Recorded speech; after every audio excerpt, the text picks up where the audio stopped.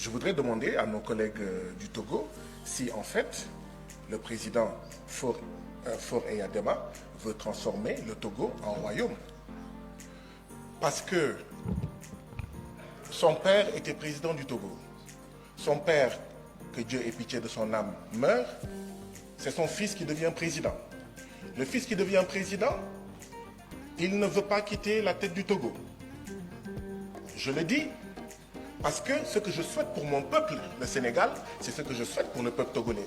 Si le président Macky Sall avait fait la même chose que Faure Eyadema, mais on se serait battu, on se serait entretué, mais on ne l'aurait pas accepté. Moi, en tout cas, je ne l'aurais pas accepté. Les Togolais veulent manifester le 11, le 12 et le 13 avril, il interdit. Depuis des mois, depuis des années, Faure Eyadema interdit les manifestations. Il se prend pour qui? Il y a deux jeunes Togolais. Chers collègues, nous sommes au Parlement.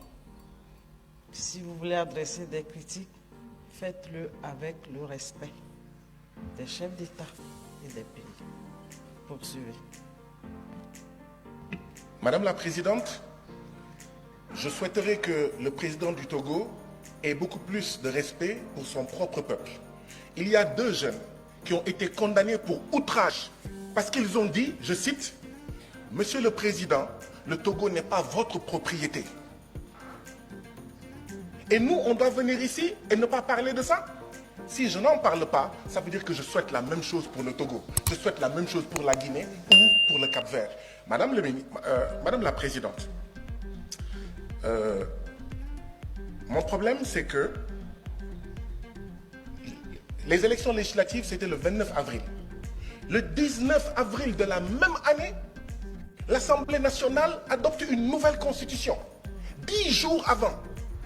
Mais il y a un problème. Si on l'avait fait au Sénégal, je n'allais pas en fait accepter cela. Ça, c'est une démocratie néocoloniale, comme au Sénégal. Hein. Comme dans tous nos pays, nous avons des démocraties néocoloniales. Si on ne fait pas attention, il va y avoir un coup d'État au Togo. Si les présidents ne peuvent pas partir démocratiquement, mais les militaires vont prendre le pouvoir. Or, on ne souhaite pas que les militaires prennent le pouvoir au Togo. Ce n'est pas bon.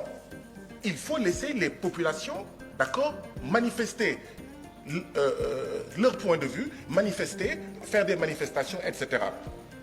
Votre temps est écoulé. Je suis désolée pour vous. Votre temps est...